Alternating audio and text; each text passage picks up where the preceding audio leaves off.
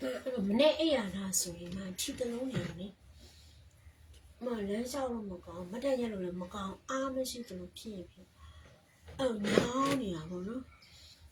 အဲ့လိုမျိုးဖြစ်တာဒါပေမဲ့ခြေထောက်ကကြတော့ဒီရောင်းသားတွေပါလေအဒီမာတော့မဖြစ်ဘူးဒီ drip တွေချိတ်ပြီးမှန်းလေအဒီမာတော့မဖြစ်ဘူးရောင်းမလာဖော်လည်းမဖော်ဘူးပေါ့နော်အဲ့မနေ့အိယာလာဆိုခြေတလုံးနေရ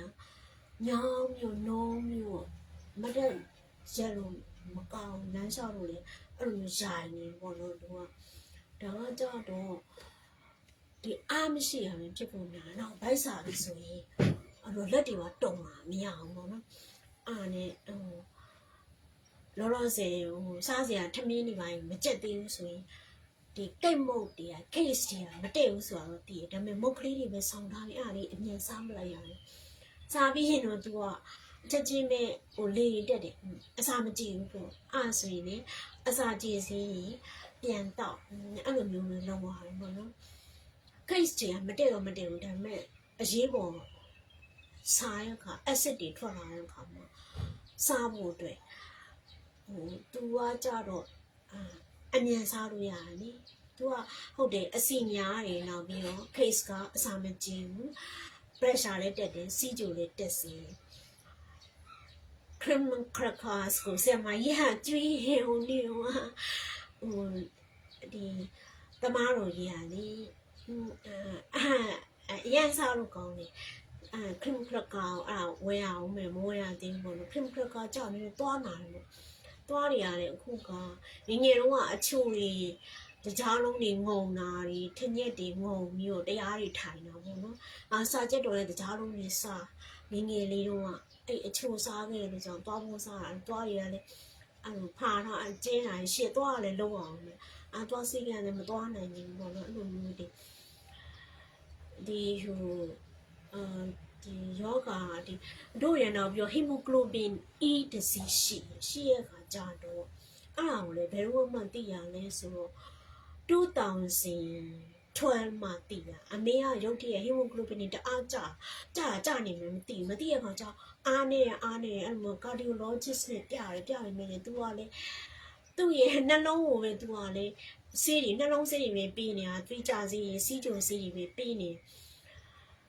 အမေကအစားမစားနိုင်တော့ဖြူပတ်ဖြူရောဖြစ်လာအဲ့နဲ့နောက်ကြတို့ရ CP ဖောက်စစ်ကြည့်တယ်စစ်လိုက်တော့မှ hemoglobin ကနေ5တောင်ဖြစ်ပြီးပြီ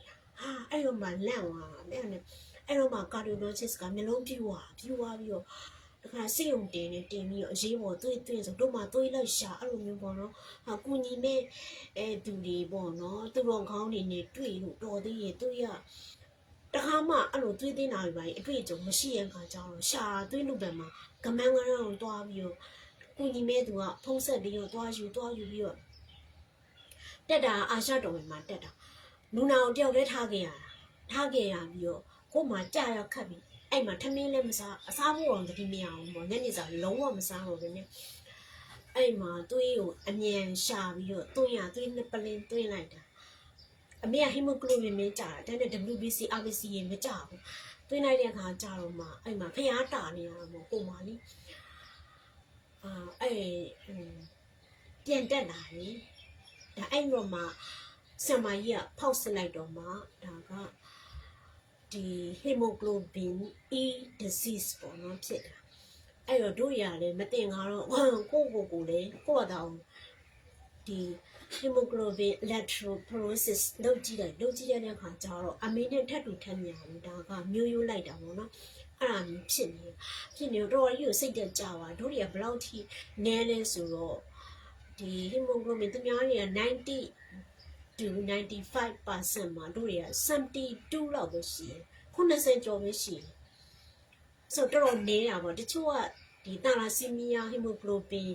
နေအဲ့လိုမျိုးနေတယ်ဆိုပြီးလေတချို့က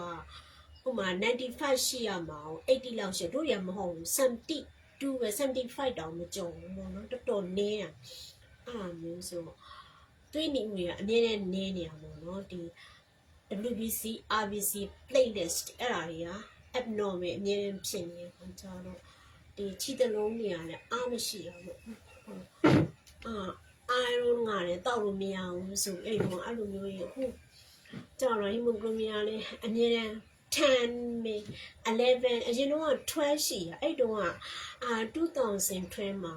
hemoglobin က12မှာရှိရင် normal ရှိရပေါ့နော်အမေရတာသူက9တို့10တို့ဖြစ်နေတဲ့အချိန်မှာတို့တွေက normal ပဲမသိဘူး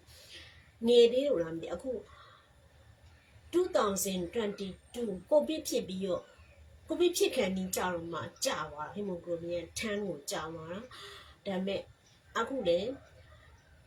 အလွန်ဆုံးတဲ့11ပဲ normal 12ကိုတော့ပြန်ဖို့မတက်တော့ဘူးလူလေအမြဲတမ်း weak ဖြစ်နေတာပေါ့နော်